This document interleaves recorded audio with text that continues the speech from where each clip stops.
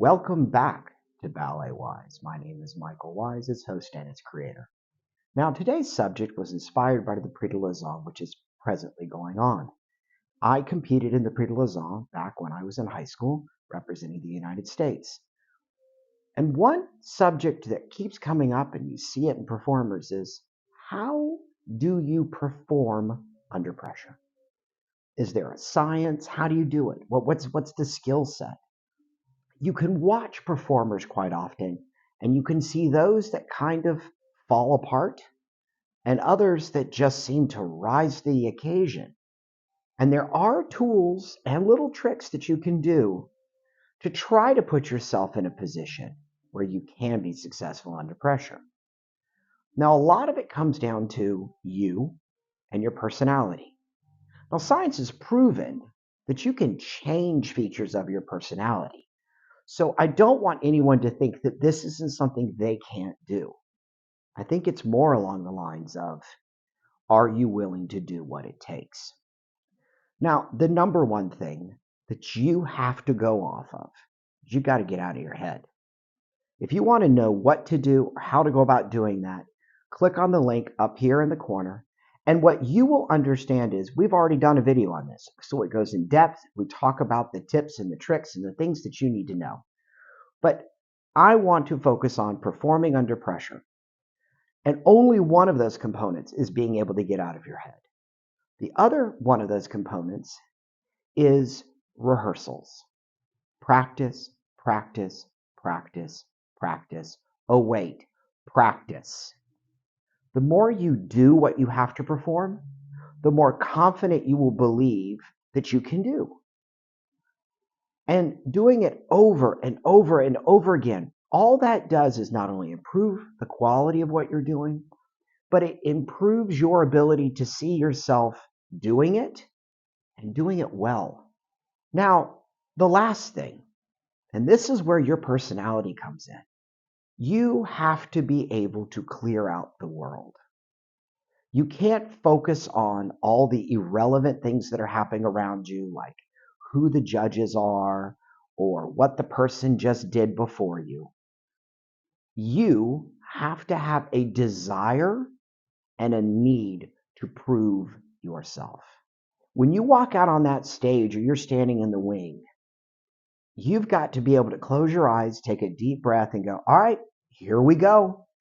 And that's it. Once you're out there, you just let go. But the difference is you are trying to prove yourself. I used to say, and I still will say when I prepare my students, is your goal in life is to be able to take an opportunity that's given to you, and you're going to feel bad for the person who gets it after you because you're going to blow it out of the water. That's confidence. But it's confidence that you can accomplish your goals no matter what the situation is. So for you to go out on that stage, or for you to be in that audition, or for you to just be caught off guard when that very important person walks into the room, you have to have a dire need to want to show people what you can do. Now, there's a time and a place for that in the studio and on the stage. I'm not talking about outside of rehearsals. I'm not talking about out on the street. I'm talking about when you are in your element. But you have to be able, and you see it. Look around the room and look at those individuals that you know that just seem to nail it when it counts. They're going to have a look in their eye because there is a level of aggression that you have to find in yourself, because your number one goal is I have to prove to the world that I can do this. I know I can. Now I need to let them know I can.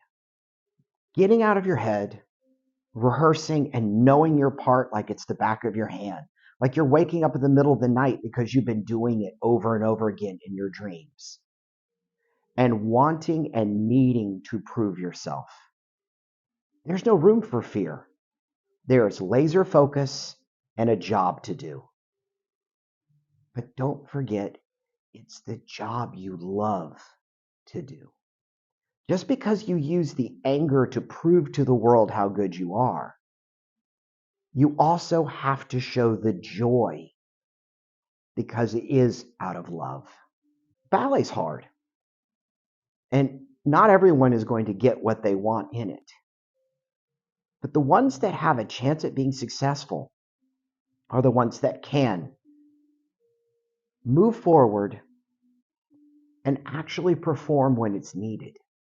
And the people you see doing that, quite often you refer to them as they're jerks or they just like to show off. But the reality is these people no longer have any fear.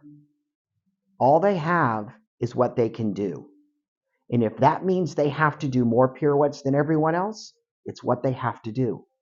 If that means they have to jump higher than everyone else, that's just what they have to do. And if you don't feel like you're that kind of person, or you feel like you need to hold yourself back, that may be part of the reason why you have trouble performing under pressure. You have to train yourself to not be afraid, to be afraid of what could happen. Because when you're out on that stage and you're performing under pressure, the mistakes are still going to happen, but they don't bother you. You just kind of let it go. Ballet is so hard. But the point is, you can develop the right mindset if you use these tips and these tools that will allow you to be successful under pressure, whether that's you performing at the Prix de Lausanne or any other competition, whether it's that audition that you want to nail, or whether it's just that one moment that you want to prove to yourself and everyone else you got it. But my name's been Michael Wise. This has been BalletWise, and hopefully this is information that help you become a better dancer. But remember, keep dancing and be the best person you can be. Bye.